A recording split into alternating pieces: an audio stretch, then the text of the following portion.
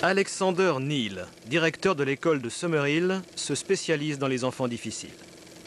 Il recherche les garçons et les filles que les autres écoles trouvent fatigants, paresseux, obtus et asociaux. Voici mon école, dit-il aux parents, il y règne une absolue liberté de travailler ou de jouer. C'est à prendre ou à laisser.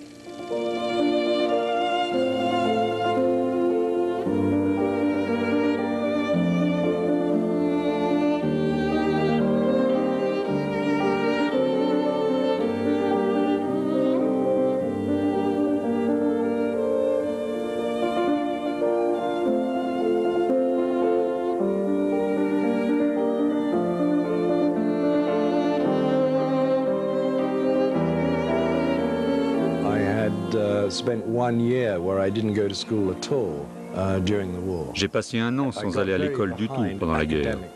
Et sur le plan scolaire, j'étais très en retard. Je ne faisais pas de mathématiques ou des choses comme ça. J'étais dyslexique, donc je vois tout à l'envers, je lis de droite à gauche. Et à l'école, j'ai souffert à cause de ça parce qu'ils ne le comprenaient pas, ils me tordaient les oreilles, enfin, ils me faisaient souffrir.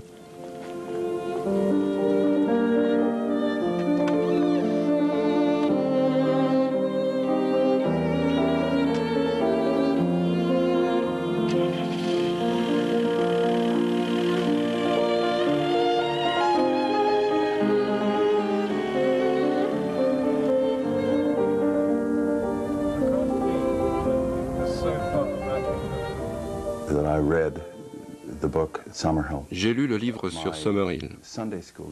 Mon prof de catéchisme à l'église, le dimanche, l'a apporté en cours pour qu'on en discute. Ça m'a tellement plu qu'elle a bien voulu me le prêter. Alors j'ai passé un contrat avec ma mère. Si elle écrivait à Neal pour lui demander de me prendre à Summerhill et qu'il disait oui, eh bien j'irais à Summerhill. Mais s'il disait non, alors je resterais de mon plein gré dans cette école pour enfants malheureux et inadaptés.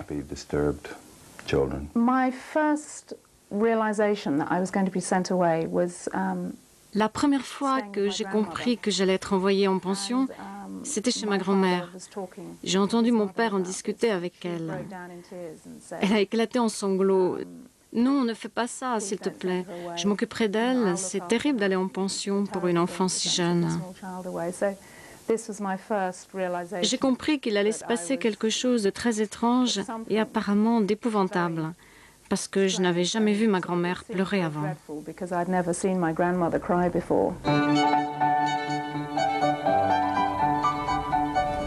Tu vois ce garçon?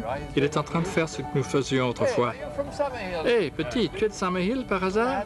Il a l'air gelé. Il n'a pas de phare.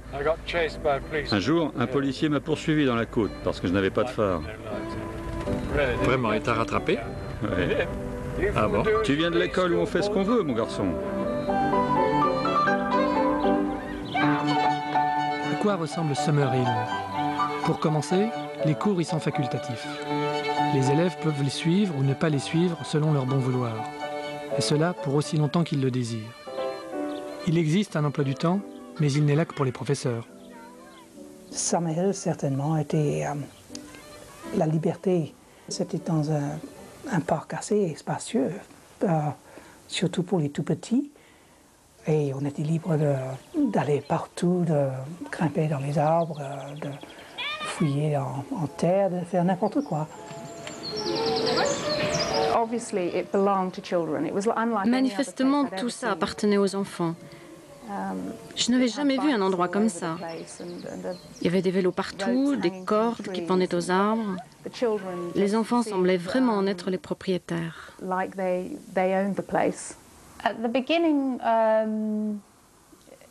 Au début, ça a dû être comme ça. J'allais très souvent dans les bois, je grimpais aux arbres, on y construisait des cabanes. On se faisait de petites tanières pour 4 personnes à peu près. Et là, on avait notre petit monde imaginaire à nous. On y prenait le thé et on faisait semblant d'y vivre. On se disait toujours qu'on allait y passer la nuit, mais ça ne s'est jamais fait. On tirait à l'arc, on jouait avec des petits bâtons en guise d'épée et avec des fusils imaginaires. Et puis il y avait des armées ennemies qui se livraient bataille. T'es mort, 10 secondes, couche-toi, 10 secondes, tu vois. Des tas de choses comme ça. Plus tard, je suis devenu bien plus sérieux. J'ai fabriqué une caisse de guitare, puis une chaise, des choses comme ça, quoi. Il y avait plein de choses à faire, et à mon avis, ça avait autant de valeur que d'aller en cours. Et puis on ne te culpabilisait jamais, il n'y avait aucune pression sur toi, alors évidemment on n'avait pas de remords. Aujourd'hui, Summerhill a 75 ans et résiste toujours face aux modèles officiels. Longtemps, l'instruction publique l'a considéré comme une caricature de l'éducation parce que l'autorité et les hiérarchies sont abolies.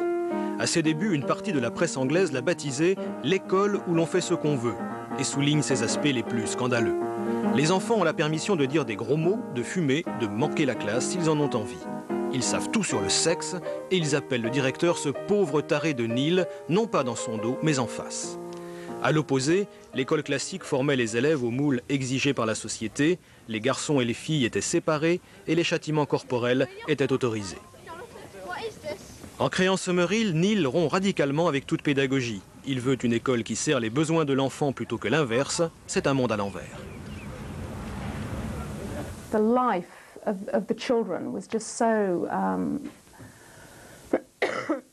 La vie des enfants était tout simplement si riche et si pleine d'événements. Il se passait tant de choses dehors qu'avec tout un groupe d'enfants de mon âge, on n'allait plus en classe. J'ai attendu 14 ans environ avant d'y retourner. J'avais eu beaucoup de temps pour jouer avant de décider de ce que je voulais faire et des cours où je voulais aller. Quand finalement je suis allé en classe, je savais très bien ce que je voulais et j'étais très attentif parce que j'avais envie d'y aller. J'y suis allé de mon plein gré. C'est à nous de faire les décisions. C'était pas aux adultes. Normalement, c'est toujours aux adultes. Oui, c'est nous qui décidons. Les enfants, normalement, ils ne savent rien parce qu'ils sont irresponsables, etc. On suppose que les enfants laissés à eux-mêmes n'arriveraient jamais à rien. Ça démontrait une confiance envers les enfants que Neil avait et que l'école donnait aux enfants. Il est évident qu'une école où l'on force des enfants actifs à s'asseoir devant des pupitres pour étudier des matières inutiles est une mauvaise école. Une telle école n'est bonne que pour ceux qui croient son efficacité, c'est-à-dire pour ces citoyens sans imagination qui veulent des enfants dociles, dénués eux aussi d'imagination, et qui s'accommoderont d'une civilisation dont l'argent est la marque du succès.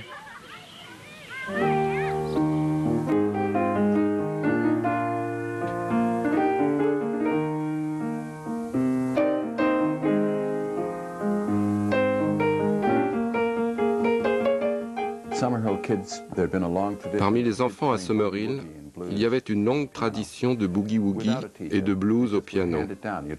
Et ça sans professeur. C'était transmis juste comme ça. On apprenait avec quelqu'un de plus calé et on le transmettait. Moi, c'est ce que j'ai fait. J'ai passé une année entière à jouer un petit blues à 3 accords en do, et je n'ai joué que ça jusqu'à ce que je sois tout à fait à l'aise.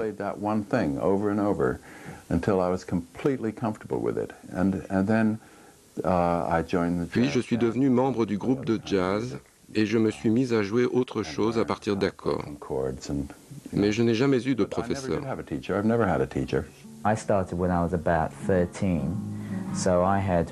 J'ai commencé à 13 ans environ, donc j'ai eu pas mal d'années pour jouer vraiment beaucoup. Je me souviens, quand j'étais vraiment lancé, je jouais le matin de 10h jusqu'à l'heure du déjeuner, et ensuite de 14h à 16h environ, et même des fois, le soir, je reprenais de 18h à 21h. Je pense que les voisins ne devaient pas être du tout contents par moments. Ouais, c'était quand même fatigant.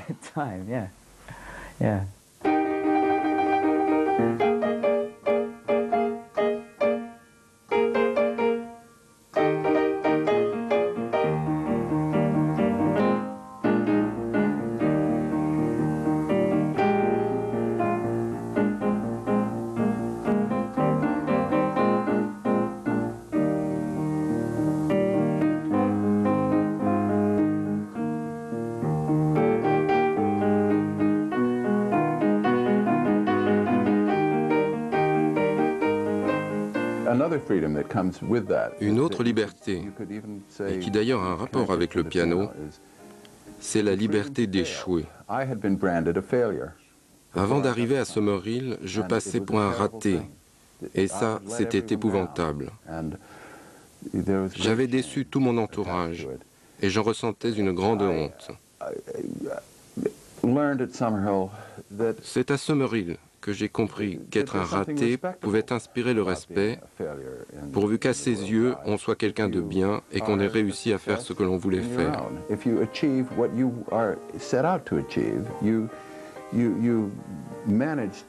Le but pouvait être atteint, même si pour les autres, ce n'était pas un but qui en valait la peine. Même si mes BD ou mon jeu au piano n'étaient pas appréciés, tout ça n'avait aucune importance.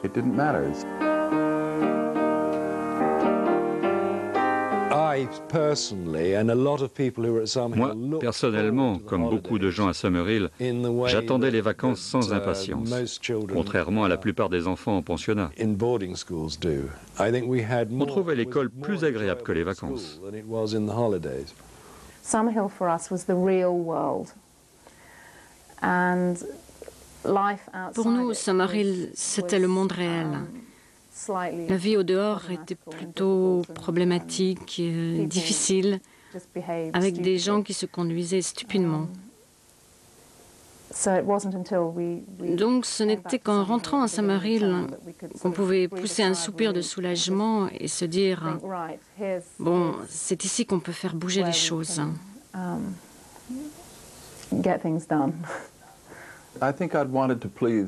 Je crois que j'ai toujours voulu faire plaisir aux adultes, être bien vu par eux. Ça m'a posé un tas de problèmes par moments.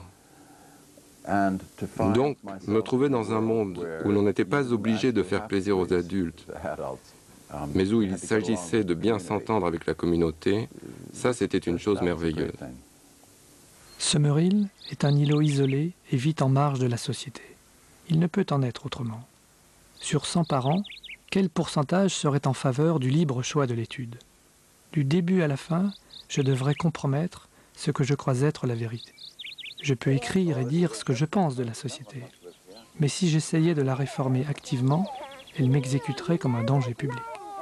Ma destinée n'est pas de réformer la société, mais d'apporter le bonheur à un tout petit nombre d'enfants. J'étais toujours quand même coléreux, mais je n'avais pas de cause d'irritation, sauf un petit garçon qui s'appelait Jimmy, qui était américain. Et le pauvre bougre, il devait être malheureux. Il était un enfant difficile. Lui, il n'allait jamais en classe, par contre. Et il m'a taquiné.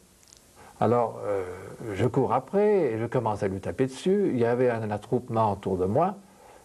Il tombe par terre, je me mets à cheval sur lui et puis je commence à lui taper dessus. Et les enfants, il y en avait, je sais pas moi, une bonne dizaine, tous autour, en rond. Et puis, tout d'un coup, je m'arrête, je les regarde comme ça, autour. Alors, je m'excuse, ça me fait pleurer quand à chaque fois que je me rappelle de cette histoire, je pleure. Je regarde autour de moi, et puis, je les vois comme ça, puis il y a un petit garçon qui me dit... tu sais, tu es le premier enfant qui tape ici, on n'a jamais tapé. Et quand il m'a dit ça, je me suis effondré en larmes. Et ça me reprend. C'est drôle. Même après 50 ans, une émotion pareille, elle reste. On ne peut pas s'en défaire. Et après ça, je me suis plus jamais battu. Oui, tu sortais de ta solitude. Oui, exactement. C'est ça. Je pense que cet amour des enfants a surmonté, m'a comblé, m'a soigné, je pense. Je vais vous donner l'exemple d'un garçon américain de 9 ans dont le père m'a écrit. Mon fils est tout ce qu'il y a de normal, mais il a horreur des cours. Le garçon débarque chez nous, le visage rempli de haine. C'était un destructeur, un tyran et un voleur. Évidemment, son père ne savait pas quoi en faire, alors il nous l'a envoyé. On ne pouvait pas le renvoyer chez lui. Résultat des courses, il a fallu attendre des années avant qu'il devienne sociable, ce qui a fini par arriver, bien sûr. Mais on ne devient pas sociable par la punition. La punition n'a jamais guéri personne. Je déteste employer le mot amour parce que c'est un mot presque sali de nos jours. J'aime bien l'expression « il faut se mettre du côté de l'enfant ». Et ça, je crois qu'on le fait. La seule façon de guérir un enfant, c'est de lui donner votre approbation.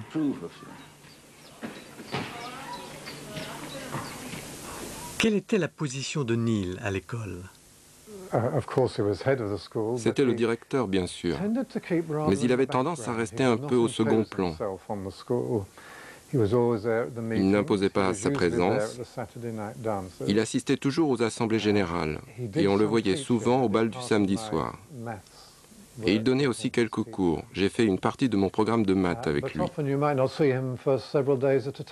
Mais il lui arrivait de s'éclipser pendant plusieurs jours de suite.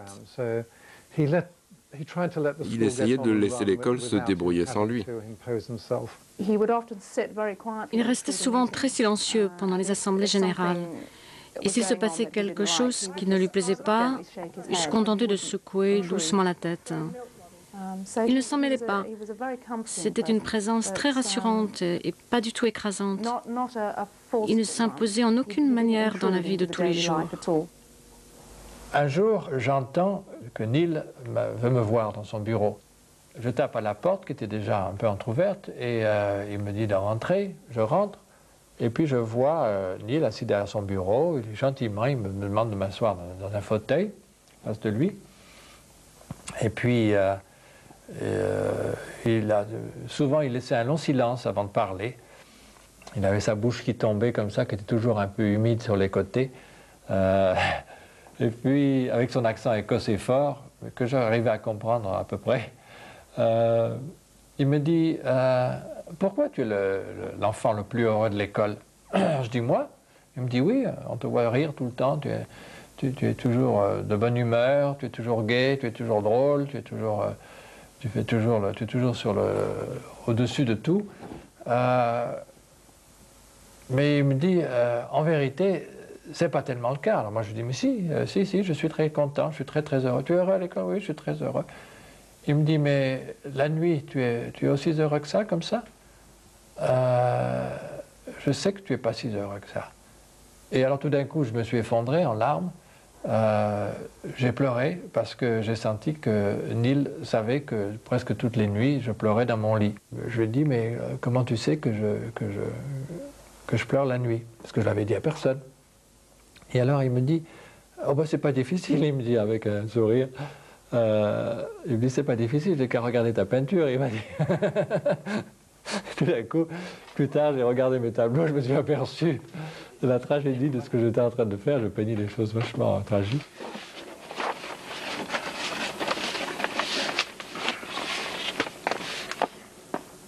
Oh. 53.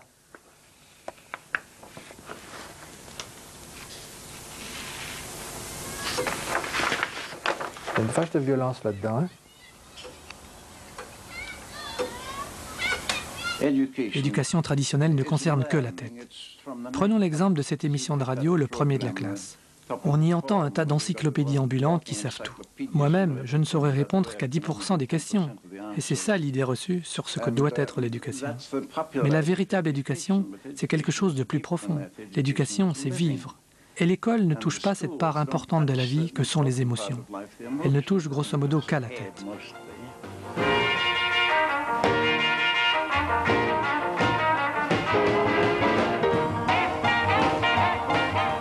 Tous les samedis soirs, on dansait. Et on adorait danser. C'est à Summerhill que j'ai la première fois que j'ai senti la hanche d'une femme dans ma main. Petit, en tant qu'enfant, c'est pas comme un adulte, hein, c'est pas du tout la même chose, mais enfin, on se sent très responsable, on sent qu'on a un paquebot en face de soi. Une fille, c'est quelque chose, c'est une montagne, quoi.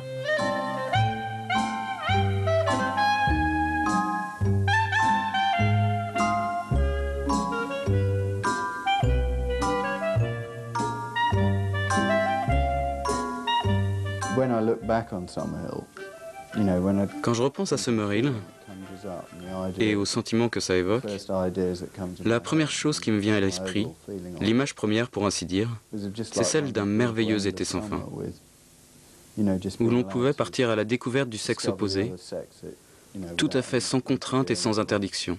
En un mot simplement, la liberté de grandir.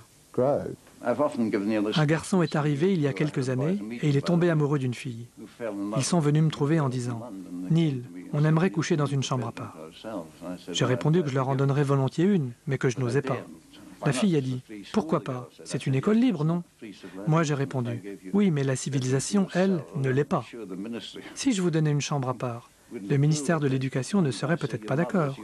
Si tu tombais enceinte, ça ferait du grabuge. De plus, vous ne pouvez pas vous payer des préservatifs et je n'ose pas vous en donner.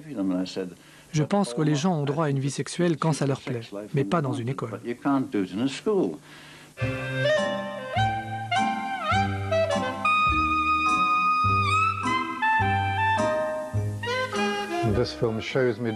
Dans ce film, on me voit danser avec mes bottes. Cette bataille d'oreiller a été mise en scène pour les besoins du film.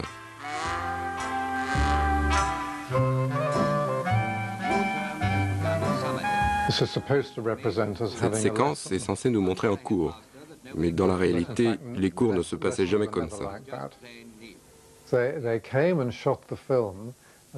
Ils sont venus tourner le film, et puis au stade du développement, ils ont endommagé les négatifs, de sorte qu'ils se voyaient obligés de revenir faire un deuxième tournage. Et comme ils nous avaient demandé de nous comporter d'une façon antinaturelle, je pense à la bataille d'oreiller et aux cours tellement différents de la réalité, cela avait perturbé le fonctionnement de l'école. Les enfants étaient plutôt réticents à l'idée de tout refaire. Alors il y a eu une assemblée générale pour en discuter en détail. Il y a eu un vote pour décider si l'équipe pouvait revenir retourner le film, et c'est passé. Mais autant que je m'en souvienne, à une majorité assez restreinte. Alors ils sont revenus. Et vous, vous avez voté pour? Oui, j'ai voté pour qu'ils reviennent. Toute la vie de l'école est pratiquement réglée, organisée lors des assemblées du vendredi et du samedi. Ces réunions regroupent enfants et adultes. Un président de séance élu dirige les débats, fait respecter l'ordre. Tous les problèmes de la communauté, revendications ou conflits, toutes infractions et sanctions, toutes les lois qui règlent la vie de l'école sont soumises à discussion, puis au vote. Chacun, enfant et adulte, possède une voix. Éventuellement, un médiateur peut parler au nom des enfants qui le lui demandent. Les assemblées générales étaient quelque chose d'absolument fondamental à Summerhill, même si elles n'avaient lieu qu'une ou deux fois par semaine. Elles donnaient un sens à chaque moment de chaque jour. Si l'on voyait qu'il se passait quelque chose qui ne nous plaisait pas, un des grands qui montait à vélo dans la maison, ou qui faisait quelque chose de dangereux, comme casser une bouteille de lait, on pouvait lui dire de s'arrêter. Et s'il ne s'arrêtait pas, on menaçait de le faire comparaître devant l'Assemblée générale. Ce qui voulait dire que chaque enfant possédait un pouvoir énorme.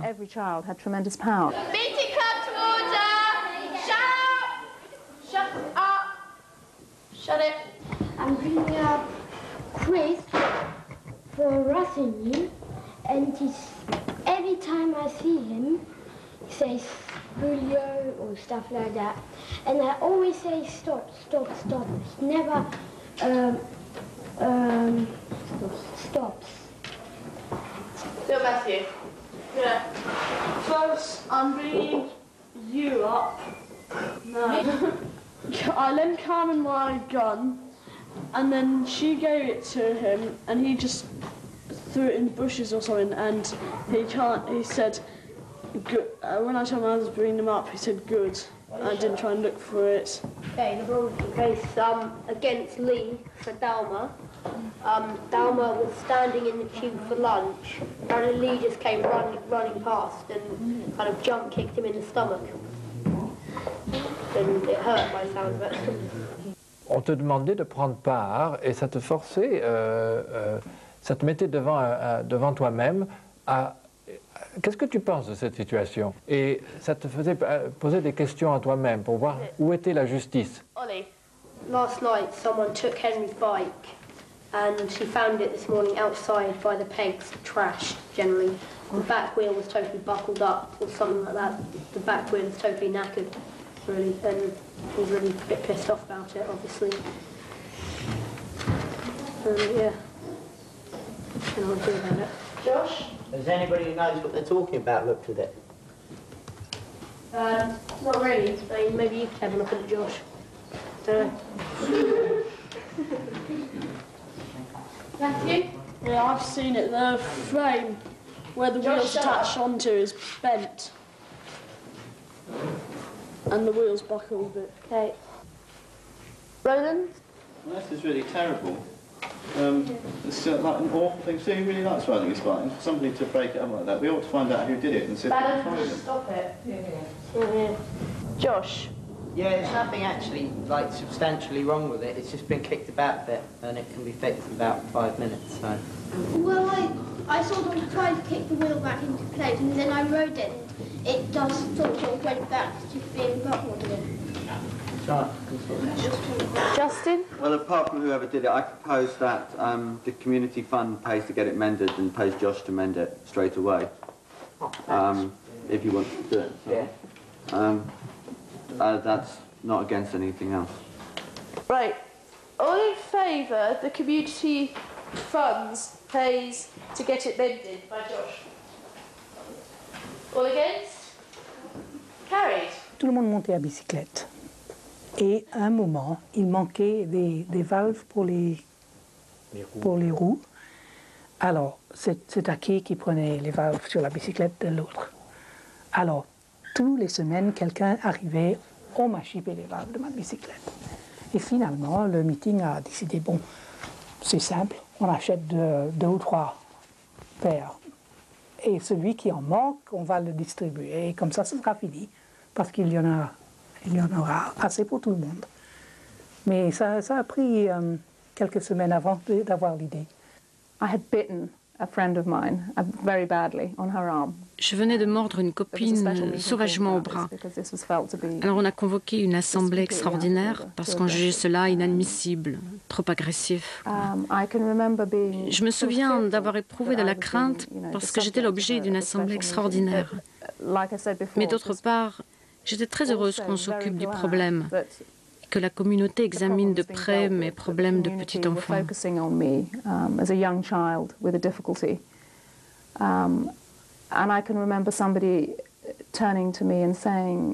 Je me rappelle que quelqu'un m'a dit « Mais pourquoi tu as mordu ta meilleure copine ?»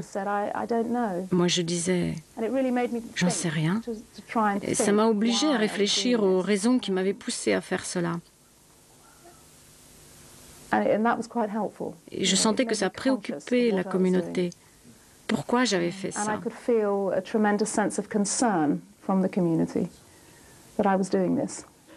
Okay, this is closed. Zoe? And it really made you very conscious.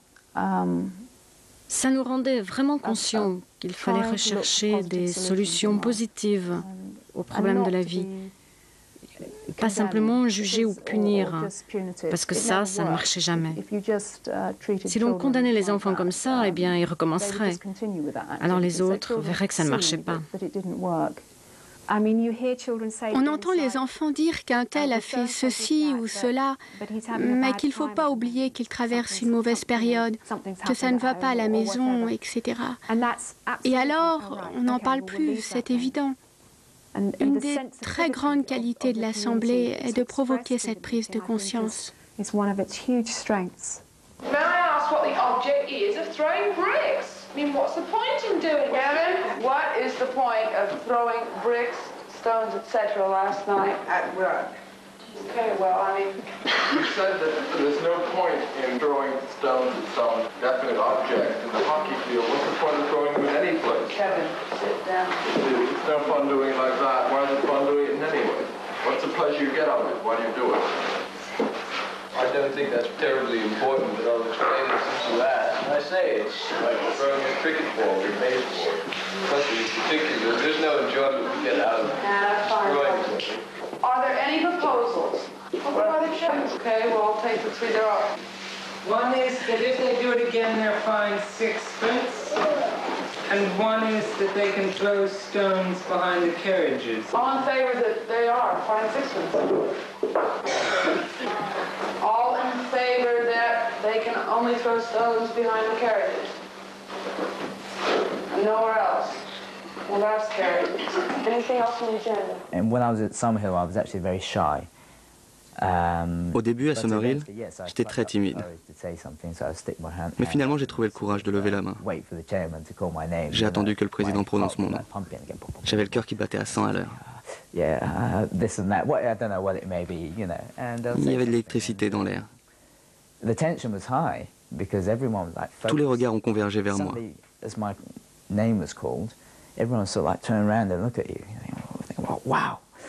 Et puis bon, on dit ce qu'on a à dire et on vous écoute. Il y a donc beaucoup de pression, mais une fois que c'est sorti, on se sent vraiment bien. Moi-même, je me rappelle, vous savez, crier après quelqu'un, éclater en larmes, sortir en fureur de la pièce. Je crois qu'on a tous connu ça. Et après, tout était fini? La vie redevenait normale? Ça, c'était normal. Un des avantages quand on vit ensemble 24 heures sur 24, c'est qu'on ne peut pas faire abstraction des problèmes. Il faut s'en occuper. Bring up Adam, Molly, Amadou, Valen, Josh, and now.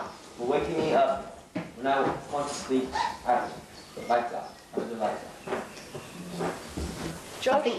Yeah, I suppose we did wake people up and we did make noise and that was wrong, but we did leg it down there because these guys were running around and they were probably making a lot more noise before we got there. They were. Shut up! Adam, you guys started taking pictures of us. Shut the fuck up. William? I'm just saying. And also maybe Tom doesn't know about all the other times you've woken people up. And so he doesn't know. So maybe he just thinks this time you should get half an hour work time. That's no reason. That's happened before There's as well. absolutely no reason to bring all that in that. Yes, there is. This is about them waking Tom up, not about everything they might have done before this case. Paul, that is stupid. They got strong warnings, which means that they get fined heavier next time. So you can shut up about stirring shit. That's got nothing to do with stirring shit. Okay, against each other. What if they get half an hour work fine? What if they get late night fine? What if they get breakfast fine? And what if they get breakfast fine for 3 days? What if they get half an hour work fine? What if they get late night fine?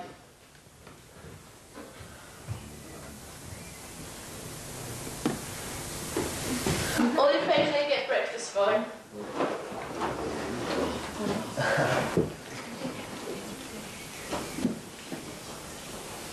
Or if they get breakfast fine for 3 days.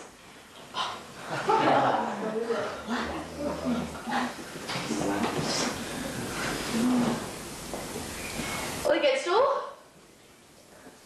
It's carried they get breakfast fine for 3 days.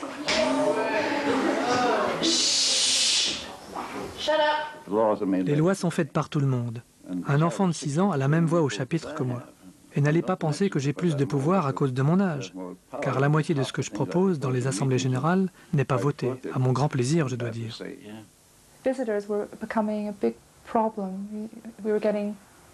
Les visiteurs devenaient un vrai problème. Ils arrivaient par quart entier, et surtout en fin de semaine. Neil voulait que les visiteurs assistent aux assemblées parce qu'il pensait qu'ils verraient comment l'école, la communauté fonctionnait.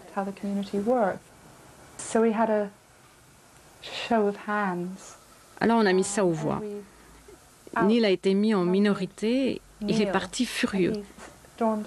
Mais comme il croyait à l'égalité de tous, il fallait bien qu'il accepte le résultat du vote.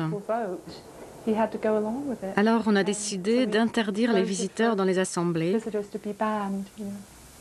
Et Neil était en colère, mais il n'a plus soulevé le problème. He left it at that. Oui, il y avait la bouffe, on attendait notre nourriture et puis après on chopait une assiette et on allait s'asseoir. Et le beurre au plafond. Après ça, on piquait un morceau de beurre et puis avec la fourchette, on couvrait le plafond avec ça. Mais alors, c'était vraiment couvert de beurre. Quand quelqu'un se comportait de manière antisociale à Summerhill, on avait tendance à le faire comparaître devant l'Assemblée. Et on édictait une règle qui disait « Tu ne dois pas embêter les autres en te comportant de cette manière-là ». Fallen n'est pas autorisé à avoir un couteau. Vous ne devez pas fumer autour de la caravane d'Alix. Ne pas rouler en vélo à l'intérieur. Personne ne peut enfermer les gens dans les chambres, y compris avec des cordes. Les enfants ne doivent pas boire d'alcool, pas même une goutte. La présidence détient le pouvoir ultime. Et peu à peu, le nombre de règles s'accroissait tellement qu'à la fin, personne ne pouvait les connaître toutes. À ce moment-là, quelqu'un a proposé qu'on supprime l'ensemble des règles et qu'on recommence à zéro.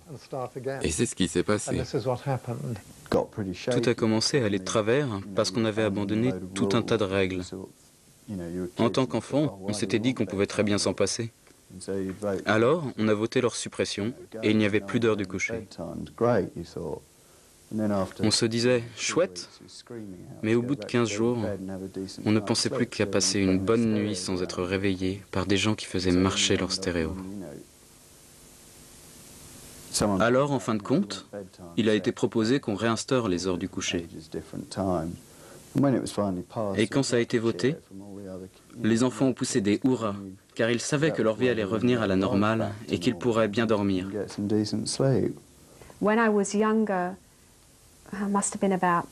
Plus jeune, quand j'avais autour de 9-10 ans, les plus grands ont décidé d'abandonner complètement l'Assemblée et de créer une dictature.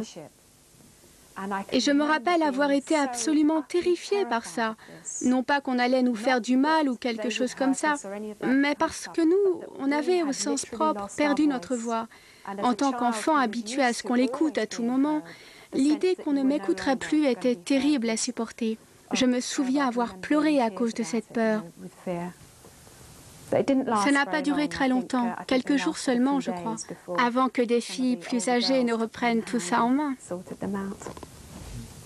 On ne respecte pas les règles uniquement parce que ce sont des règles. On sait d'une certaine manière pourquoi on les respecte. Et on n'a pas de réticence à le faire. On sait ce qu'est une société sans règles, parce qu'on l'a vécu à certains moments. Et c'est l'enfer, avec des ordures qui arrivent à la hauteur des oreilles. On ne lave plus son linge et personne ne va se coucher. Vous pensez qu'on apprend plus dans les assemblées que dans les cours?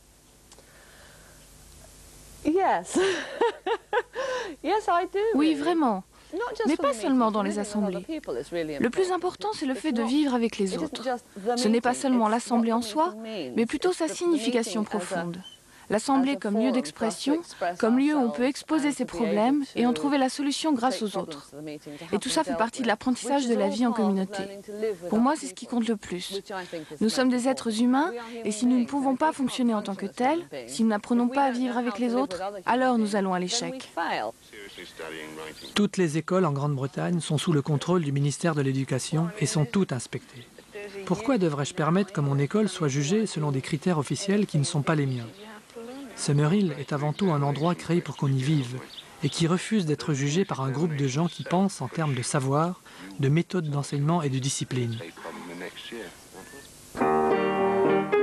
Le taux de présence au cours est bas et les élèves ne progressent que lentement. Le programme est trop restreint. L'école a une philosophie forte et caractéristique qui met l'accent sur le développement individuel.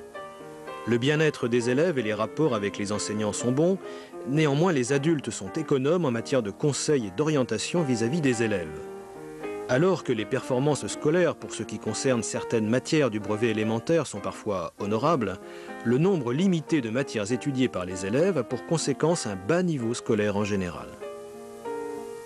Tu t'ennuyais souvent à Summerhill? On s'ennuyait à mort. Vraiment. Surtout le week-end, on traînait de salle de prof en salle de prof en disant « Est-ce qu'on peut rentrer ?» Et on nous disait « Non, pas maintenant. » Alors on allait trouver une autre salle de prof. On frappait à la porte et on disait « On peut entrer ?» Qu'est-ce qu'on pouvait s'emmerder. C'était incroyable. Les profs qui viennent enseigner à Summerhill, ils le font souvent pour des raisons qui ne concernent qu'eux.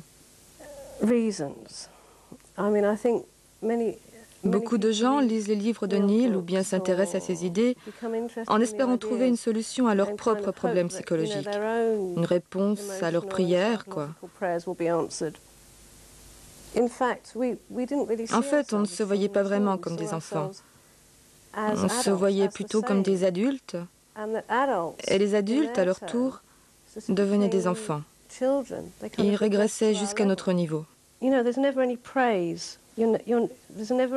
nous faisait jamais d'éloges.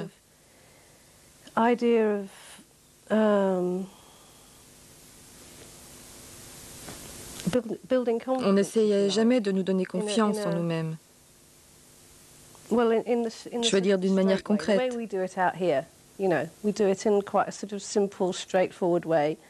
Chez nous, on encourage les gosses sans hésiter. On les incite à s'épanouir et à ressentir du plaisir, à faire ce qu'ils savent faire. Je veux dire que je suis quelqu'un qui croit beaucoup aux limites et aux pistes, aux sentiers clairement indiqués. On ne peut pas laisser tout simplement un enfant de 4 ans au milieu d'un champ et le laisser s'épanouir comme ça. Ou même un enfant de 13 ans ou n'importe quel âge et lui dire « sois toi-même, sois toi-même ». Après Summerhill, Vivienne entre dans une école pour devenir danseuse. Elle exerce ce métier 2 ans, puis abandonne. Déroutée, elle vit difficilement son manque d'études et de connaissances. Aujourd'hui, elle a repris des cours dans un lycée horticole pour être paysagiste. La liberté est indivisible. Elle ne permet pas de peser sur le choix des enfants. C'est tout ou rien. Si la confiance en l'enfant n'est pas totale, le principe de Summerhill, le principe du libre choix perd toute sa valeur. Un garçon qui à Summerhill n'avait jamais assisté à une seule classe est sorti de l'école en sachant à peine lire et écrire.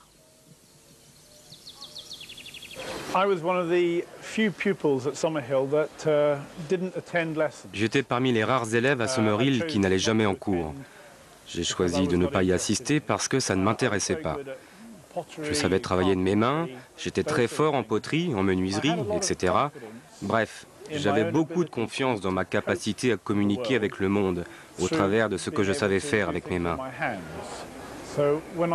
J'ai quitté Summerhill à l'âge de 15 ans, pratiquement sans savoir lire ou écrire. Je ne savais vraiment pas ce que j'allais faire ni ce que je voulais faire. À sa sortie de Summerhill, Freer fait 2 fois le tour du monde en stop pendant 5 ans. Après un séjour en Europe, il vend des jeans en Turquie, son sang au Koweït, travaille dans un kibbutz en Israël, fait de la figuration de cinéma en Inde, travaille dans les mines en Australie, découvre par hasard le carnaval de Rio, fait des conférences sur Summerhill en Californie, de la prison au Canada, participe pour finir à des mouvements humanitaires au Pakistan et en Inde. Bref, il visite plus de 90 pays sans jamais connaître un seul hiver.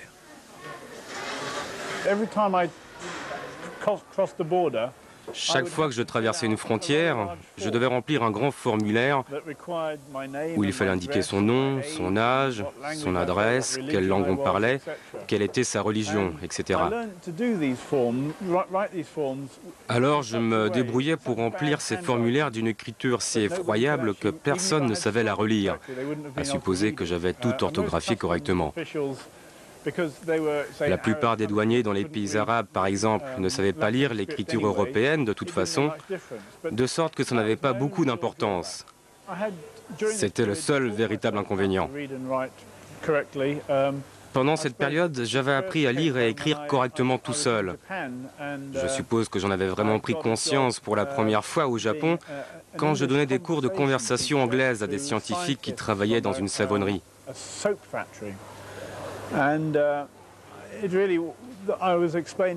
Je leur expliquais ce que faisaient les membres de ma famille et ils n'arrivaient pas à comprendre le mot « caravane ». Mon père était fabricant de caravanes. Et ils m'ont demandé l'orthographe du mot. À ce moment-là, j'en ai eu vraiment marre et je me suis dit « Mon Dieu, je ne sais vraiment pas comment on écrit ce mot ». Alors ça a été le déclic pour apprendre à lire et à écrire tout seul.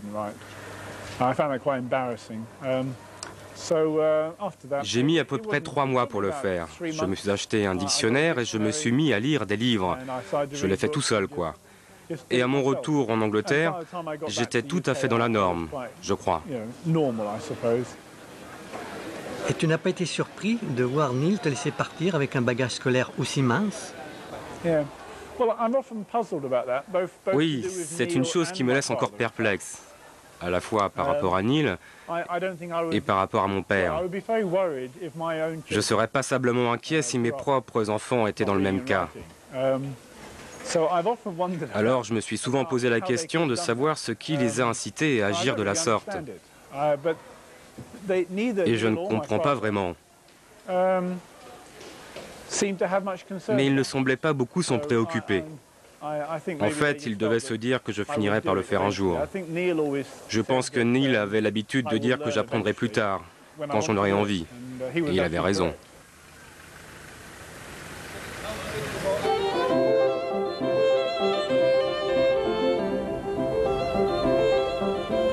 Voilà le cinéma.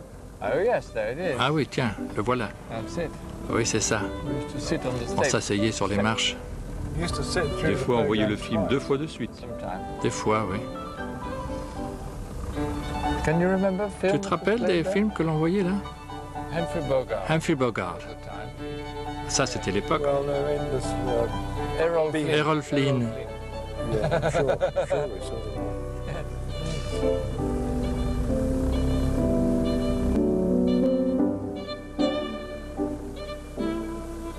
Quand vous allez à l'université, vous n'êtes pas surpris par ce monde conventionnel? Dans une certaine mesure, oui. Il y avait les étudiants à la faculté qui se comportaient de manière très immature, alors que les Summeriliens avaient vécu ça tout naturellement à 13-14 ans au travers de leurs jeux.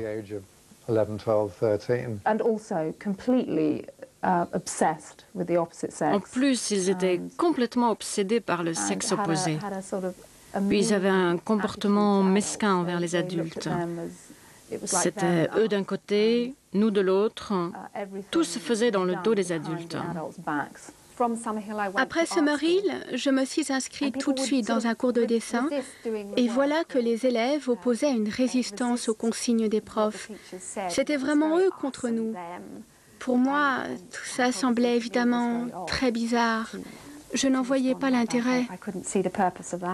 Rebellion seems at that age is the way that you gain respect. La rébellion, à cet âge, est une façon de gagner le respect de ses semblables. Grâce à cette rébellion, on te voit comme quelqu'un d'indépendant, qui dirige sa propre vie et qui va à contre-courant. Donc quelqu'un qui se démarque. À Summerhill, ce n'est pas le cas. Un individu indiscipliné n'est pas respecté. On essaye de faire changer son attitude. On essaye de lui faire comprendre que ce n'est pas une manière féconde de vivre en société.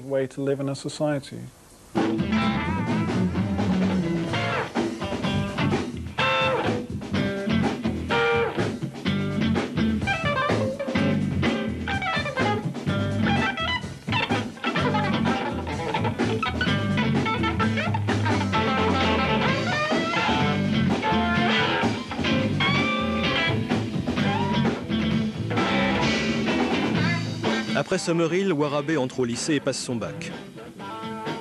Pour l'instant, il est vendeur dans un magasin de vêtements d'un quartier huppé de Londres pour payer son loyer, ses factures. Mais sa passion reste la musique, il veut réussir son défi, être musicien professionnel. Tout a commencé là-bas. C'est certainement mon souvenir le plus vif. Tous les autres me disaient « Vas-y, vas-y ». Alors ça a été le déclic. S'ils m'avaient dit « Non, non, fais pas ça, c'est nul », je me serais sans doute dit que ça ne valait pas la peine. Mais en fait, les autres vous encourageaient.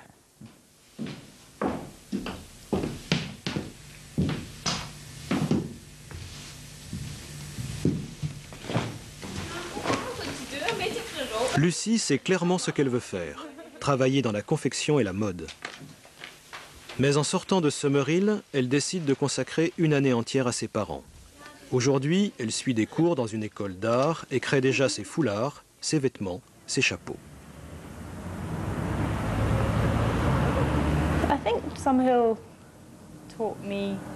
Je pense que Summerhill m'a vraiment appris comment vivre avec les autres dans un espace restreint.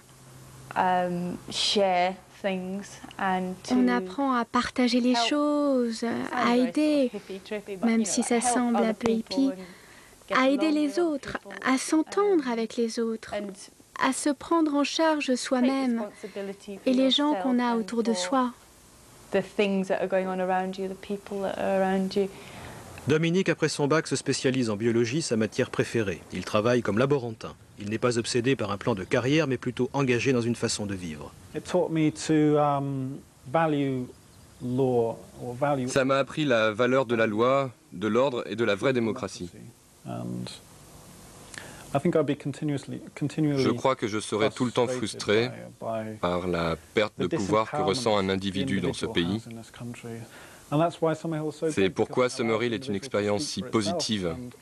Elle permet à l'individu de s'exprimer et d'exercer une influence sur la communauté d'une façon très directe. Qu'est-ce que vous vouliez faire en quittant Summerhill? Être propriétaire d'une 2 chevaux Citroën, avoir une paire de kickers rouges et être branché et célèbre. Rien de plus. Son pari est à moitié réussi. Ses kickers ne sont pas rouges, mais ils roulent quand même en 2 chevaux. Après ses examens, il est touché par la crise économique de son pays et traverse alors une période de chômage. Mais assez rapidement, il trouve un travail comme technicien dans le laboratoire de physique d'un grand collège de Manchester. Les anciens élèves de Summerhill sont-ils préparés aux situations de crise actuelles? Si une crise survient à Summerhill, ce n'est pas les adultes qui interviennent. On se débrouille tout seul. C'est un phénomène d'apprentissage. Plus on apprend à se débrouiller dans une situation quelconque, plus on pourra se débrouiller plus tard. C'est comme apprendre à faire du vélo. Émotionnellement, ils sont mieux préparés à ce genre de choses. Après Summerhill, Dani passe un doctorat en sciences de l'éducation. Elle s'occupe aujourd'hui de formation médicale dans le cadre d'un hôpital de Londres. Son rôle est d'améliorer les relations entre médecins et malades. Summerhill m'a rendu capable de parler à n'importe quel niveau, avec n'importe qui. Je n'ai pas peur d'eux, ce sont des personnes, je suis une personne, et nous allons avoir une conversation ensemble. Je dirais que cela me donne un avantage. Ce ne sont pas mes idées qui me donnent un avantage, mais le fait que je n'ai pas peur de les exprimer.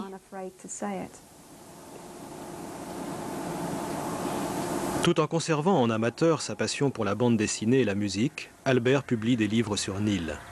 Avec d'autres enseignants, il ouvre un centre d'archives consacré aux pédagogies alternatives dans le monde. Moi, je considère que ça a été une période de formation au rapport d'amitié, une période de formation à l'investissement affectif, où j'ai appris à accepter les gens avec toutes leurs difficultés, comme étant d'une certaine manière de la famille, comme relevant de votre responsabilité. Et surtout, Albert retrouve Popsy, après l'avoir quitté à sa sortie de Summerhill il y a 25 ans déjà.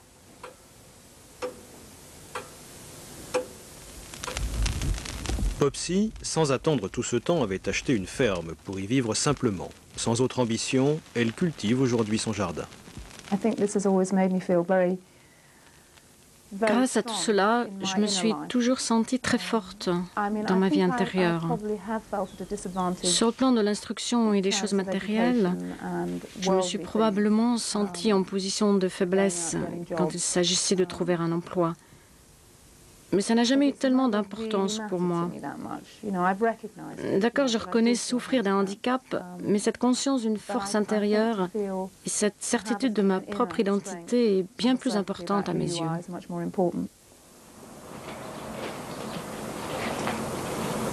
Freer, maintenant diplômé en sciences économiques, devient consultant d'entreprise dans de nombreux pays du tiers-monde et s'occupe de plus en plus de la gestion d'entreprises communautaires en Grande-Bretagne. Je pense que ça m'a donné confiance en moi. Je pense que Summerhill m'a donné une grande force. J'y ai appris à me fier à mon propre jugement et à mes propres sentiments. À Summerhill, Keith voulait être médecin. Il entre au collège où il fait en une année un programme de 2 ans, puis va à l'université.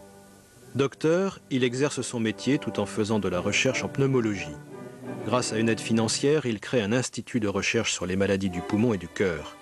Aujourd'hui à la retraite, il s'occupe d'archéologie, va à la pêche et joue toujours de la clarinette, un plaisir découvert à Summerhill.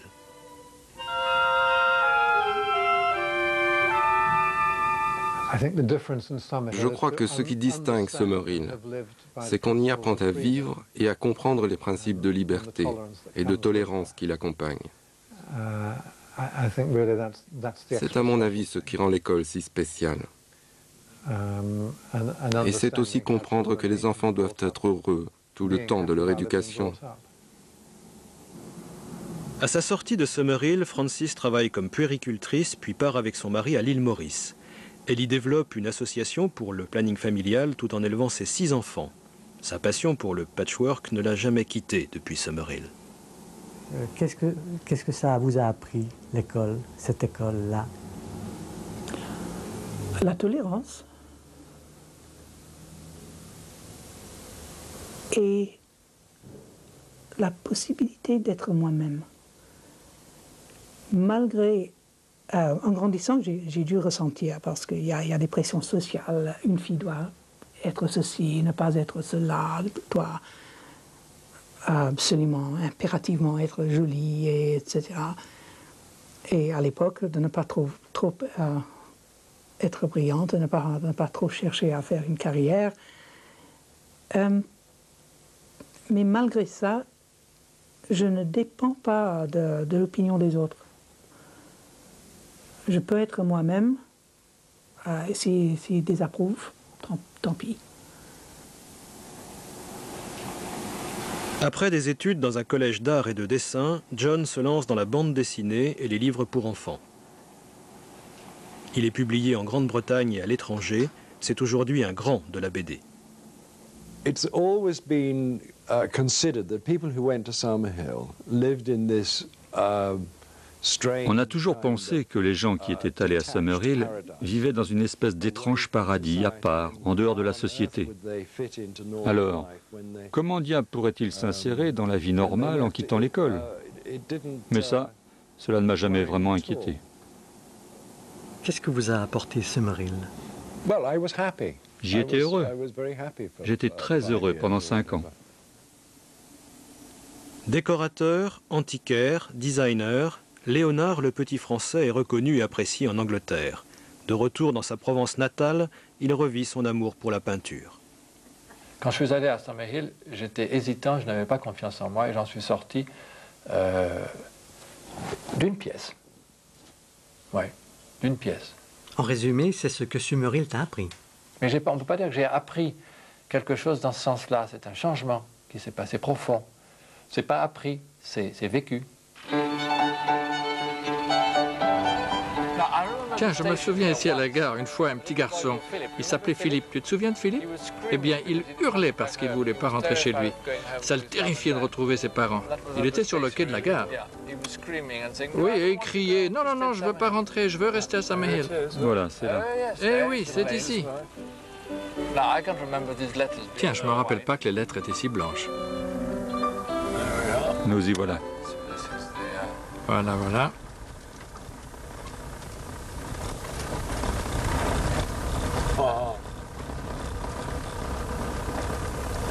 John, est-ce que dans 100 ans, les enfants feront toujours du vélo? Parce qu'il y a 50 ans, on était déjà sur des vélos. Ça fait pas 50 ans. Si, ça fait bien 50 ans. 51 ans. Non, on est en 97, ça doit faire 48 ans. Bon, je crois qu'on peut y aller maintenant.